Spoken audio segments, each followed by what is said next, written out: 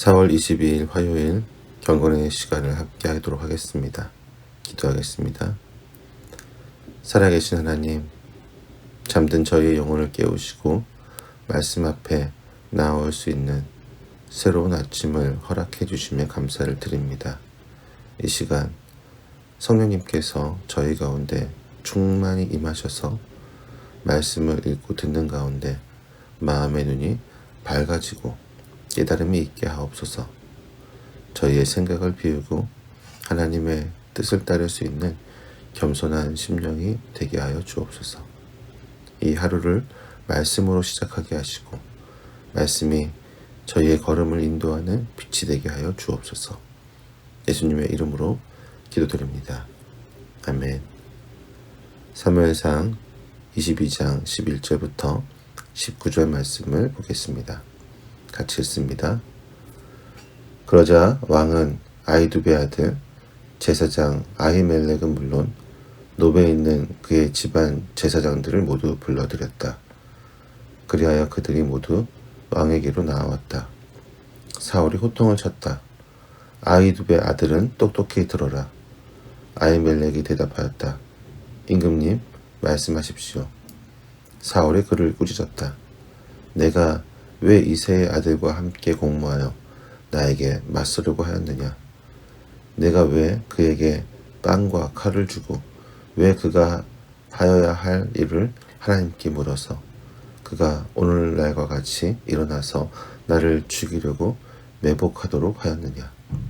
그러자 아히멜렉이 왕에게 대답하였다. 임금님의 모든 신하들 가운데서 다윗만큼 믿을 만한 사람이 누구입니까?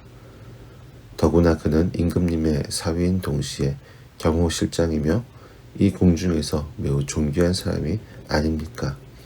그가 할 일을 하나님께 엽줍는 일을 제가 오늘에 와서 처음으로 시작한 것입니까? 전혀 그렇지 않습니다. 임금님은 이 종이나 이 종의 온 집안에 아무 허물도 돌리지 말아 주십시오. 이 종은 이런 일은 전혀 아는 바가 없습니다. 그런데도 왕은 이렇게 선언을 내렸다. 아히멜렉은 들어라.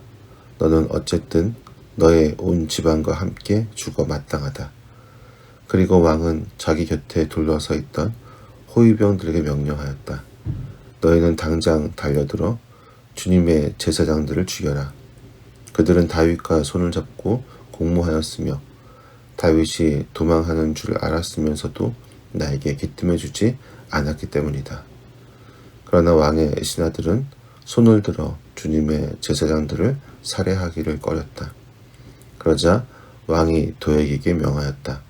내가 달려들어서 저 제사장들을 죽여라. 그러자 에돔 사람 도액이 서슴없이 달려들어서 그 제사장들을 죽였는데 그가 그날 죽인 사람은 모시의 못을 입은 제사장만도 85명이나 되었다. 사울은 제사장들이 살던 성읍 노베까지 가서 주민을 다 칼로 쳐 죽였다. 그는 남자와 여자, 어린이와 젖먹이, 소떼나 나귀떼나 양떼를 가리지 않고 모두 칼로 쳐서 죽였다. 아멘. 1170년 12월 29일 영국 캔터버리 대성당에서는 잊을 수 없는 비극이 일어납니다. 당시 헨리 2세 왕은 잉글랜드 전역에 자신의 권한을 확대하려 했고 그 과정에서 가장 큰 걸림돌로 느껴졌던 인물이 바로 토마스 베켓 대주교였습니다. 베켓은 왕과 가까운 친구였지만 대주교로 임명된 이후 교회의 독립성과 신앙의 원칙을 지키기 위해 왕의 정책에 정면으로 맞서는 사람이 되었습니다. 갈등이 깊어진 어느 날 분노한 헨리 왕은 측근들 앞에서 이렇게 말합니다. 이 말썽 많은 대주교를 없앨 자가 없단 말인가? 그 말은 명령은 아니었습니다. 그러나 이를 듣고 있던 4명의 기사들은 그것을 왕의 의중으로 받아들였고 곧장 캔터베리 대성당으로 달려가 예배 중이던 베켓을 제단 앞에서 칼로 찔러 죽였습니다. 하나님의 집, 기도와 예배의 자리에서 흘러나온 피는 온 나라를 충격에 빠뜨렸습니다. 이 사건은 오히려 헨리 왕에게 정치적으로 또한 여러 가지 영적으로 타격을 안겨주었고 토마스 베켓은 순교자로 시성되며 지금까지도 영적 용기의 상징으로 기억되고 있습니다. 한 사람의 말, 한 사람의 분노, 한 사람의 왜곡된 판단이 거룩한 자리를 피로 물들인 일은 중세의 일만은 아닙니다. 오늘 본문도 이와 비슷한 비극이 벌어집니다. 하나님의 음성을 듣지 못한 왕이 오히려 두려움과 오해에 사로잡혀 자신의 권력을 지키기 위해 칼을 들었고, 그 칼은 결국 하나님의 제사장 공동체를 향하게 됩니다. 예배의 자리, 그 말씀의 자리, 기도의 자리가 피로 물들게 되는 이 장면을 통해 우리는 인간 권력의 광기가 어디까지 갈 수 있는지를 보게 됩니다. 그리고 동시에 그 어둠 한가운데서도 하나님의 뜻은 어떻게 이루어지고 있는지 깊이 묵상하게 됩니다. 본론을 보겠습니다. 사울은 도에게 고발을 들은 직후 노베에 있는 아히멜렉과 제사장들을 모두 기브아로 소환합니다. 단지 한 제사장을 부른 것이 아니라 그의 가문 전체를 불러들인 결정은 사울이 이 사건을 개인의 일탈이 아닌 집단적인 반역으로 받아들였다는 것을 보여줍니다. 그의 눈에는 이제 다윗과 요나단만이 아니라 하나님의 제사장들까지 반역의 그림자 아래 묶여 있는 것처럼 보입니다. 사무엘서의 저자는 아히멜렉을 아히두베의 아들로 명시합니다. 아히멜렉을 아히두베의 아들로 부르는 호칭에는 그가 엘리 가문의 계보 안에 있는 제사장임을 드러내는 동시에 저자는 이 표현을 통해 지금 일어나고 있는 사건이 한 가문의 운명과 연결되어 있으며 하나님의 오래된 말씀이 역사 속에서 어떻게 이루어지고 있는지를 조용히 보여줍니다. 이는 사울의 폭력적인 결정이 결과적으로 엘리 가문에 대한 하나님의 심판과 연결되어 있다는 것을 암시합니다. 하나님의 말씀은 인간의 왜곡된 의도를 통해서도 결국 성취된다는 성경적인 역설이 여기서도 드러납니다. 사울은 다윗을 이새의 아들이라 낮추어 불러왔듯이 이제 아히멜렉에게도 이름을 부르지 않고 아히두베 아들이라고 부릅니다. 거기에는 멸시와 하대의 정서가 담겨 있습니다. 반면 아히멜렉은 사울을 향해 내 주여라고 부르며 정중히 응대합니다. 이러한 언어의 대비 속에서 두 사람의 마음가짐과 태도, 그리고 하나님 앞에서의 자세가 대조되고 있음을 봅니다. 사울의 호통은 길고 공격적이었습니다. 질문 형식을 취하고 있지만 그 속에는 이미 단정과 판단이 내려져 있었습니다. 그는 아히멜렉의 행동 전체를 반역의 맥락 속에서 묶어버립니다. 음식과 무기와 칼, 그리고 도액이 한마디로 언급한 여호와께 묻는 행위는 사울의 입에서 길게 늘어지며 음모의 핵심으로 자리 잡게 됩니다. 사울은 지금 아히멜렉이 하나님의 뜻을 구했다는 사실에 가장 민감하게 반응하고 있습니다. 왕을 위해 드려져야 할 식탁이 도망자인 다윗을 위해 주어졌다는 것은 그가 내면 속에서 큰 분노를 가지게 된 계기가 됩니다. 사무엘과 결별한 뒤 하나님의 음성을 들을 수 없게 된 사울에게 있어서 하나님의 계시는 목마른 영혼의 갈망이었습니다. 에봇도 응답하지 않고 선지자도 침묵하는 그 현실 속에서 제사장이 다윗을 위해 뜻을 구했다는 이야기는 사울을 더욱 괴롭게 했고 더욱 미치게 만들었습니다. 사울은 아히멜렉을 다윗을 도운 사람으로만 보지 않았습니다.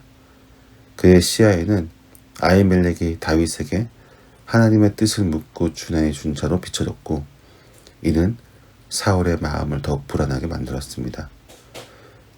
그 순간 아히멜렉은 사울에게 하나님의 말씀을 통해 다윗을 세우려는 흐름의 중심에 있는 사람으로 보였던 것입니다. 사울은 현실을 오해하고 있지만 그 오해는 단순한 실수가 아니라 영적 분리의 결과로 쌓아온 깊은 불신과 집착의 열매였습니다. 사울의 추궁 앞에서 제사장 아히멜렉은 흔들리지 않고 대답을 시작합니다. 그의 말은 길지 않지만 그 안에는 신중하고 깊은 의도가 담겨 있습니다.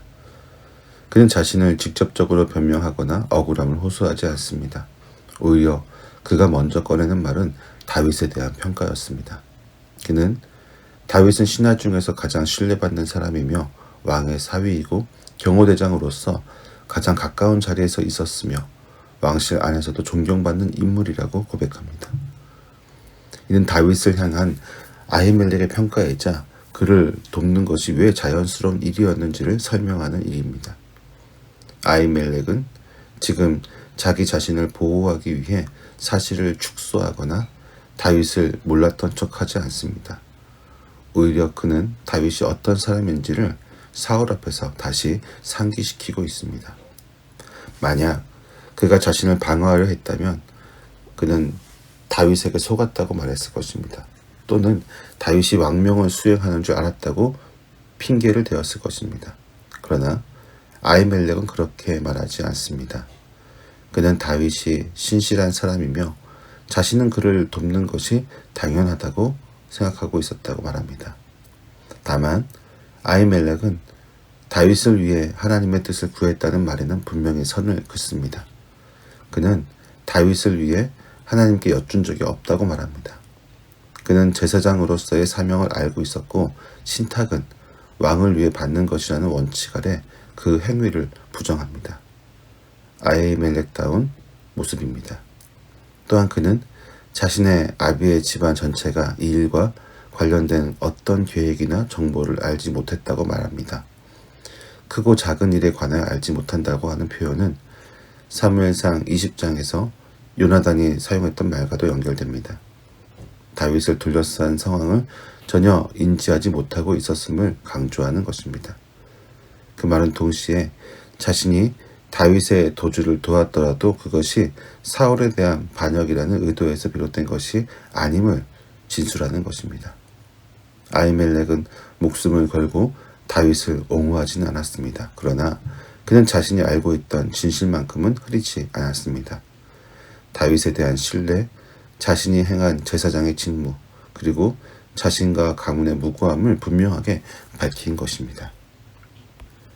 아히멜렉의 말이 끝나자마자 사울은 기다렸다는 듯이 사형을 선고합니다. 이 판결은 아히멜렉 개인에게만 적용되지 않았습니다. 그와 함께한 가문 전체, 곧 여호와의 제사장 공동체 전체에게 내려진 선고입니다. 사울은 이 명령을 왕의 이름으로 내렸지만 그 근거는 하나님의 뜻이 아니었습니다. 아히멜렉이 다윗을 도왔다는 이유 하나로 그는 제사장을 향해 반역자라는 이름을 붙이고 성소에서 섬기던 사람들을 제거하려고 합니다. 아히멜렉은 하나님께 묻지 않았다고 말했고 그 말에는 제사장으로서의 직무적 양심과 신앙의 책임이 담겨 있었습니다. 하지만 사울은 그 말에 전혀 귀를 기울이지 않았습니다. 이미 마음속에는 모든 것이 결정되어 있었기 때문입니다. 사울은 신하들에게 명령합니다. 너희는 당장 달려들어 주님의 제사장들을 죽여라. 그러나 신하들은 그 명령을 따르지 않았습니다.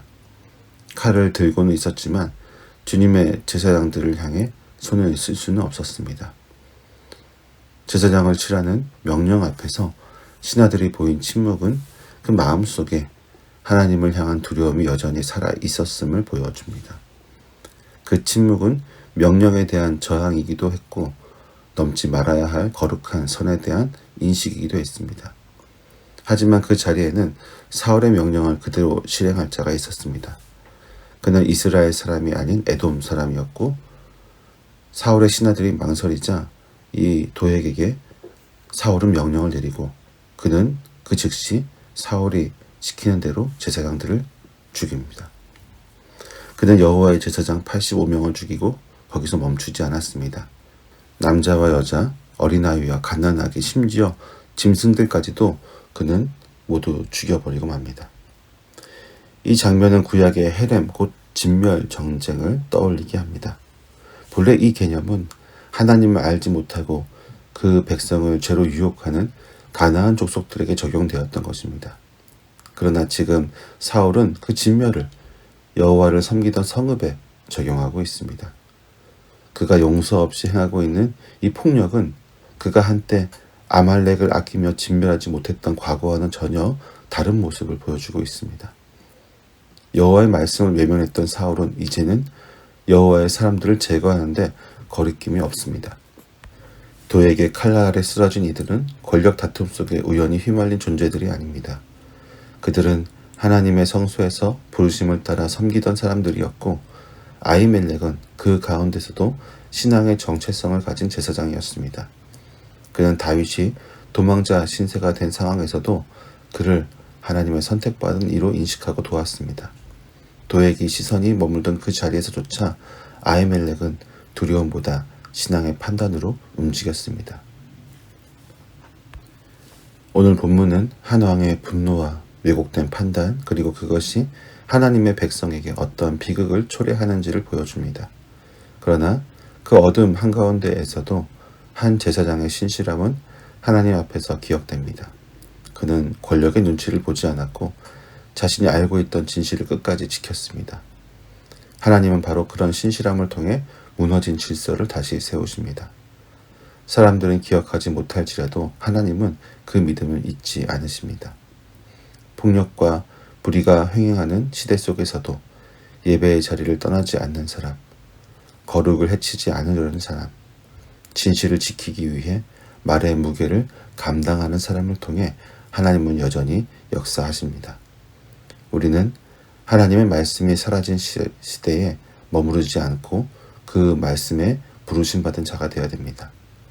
오히려 그 말씀이 다시 시작되는 자리, 하나님의 뜻이 다시 흘러가기 시작하는 자리에 서 있어야 합니다. 그 자리에서 오늘도 하나님의 앞에 정직하게 설 수 있기를, 예배의 중심을 놓치지 않는 삶으로 걸어가기를 소망합니다. 기도하겠습니다. 진리를 따라 역사하시고 신실한 자를 기억하신 하나님, 오늘도 말씀을 통해 하나님의 뜻과 성품을 깊이 알게 하시니 감사드립니다. 사울의 분노와 도액의 고발 속에서도 거룩을 지키며 하나님 앞에 진실하게 섰던 아히멜렉을 보며 저희도 어떤 상황 속에서도 주님을 향한 믿음과 정직함을 잃지 않기를 원합니다. 주님, 저희 안에도 때로는 사울처럼 왜곡된 판단과 두려움에서 비롯된 자기 중심적인 결정들이 있었음을 고백합니다. 하나님의 뜻을 구하기보다 스스로를 지키기 위해 진실을 외면했던 저의 연약함을 용서하여 주옵소서. 오늘 배운 말씀처럼 저희가 세상의 말보다 하나님의 말씀에 민감하게 하시고 침묵해야 할 때와 말해야 할 때를 분별하게 하시며 거룩을 해치는 것이 아니라 거룩을 지켜내는 자로 살아가게 하여 주옵소서. 예수님의 이름으로 기도드립니다. 아멘.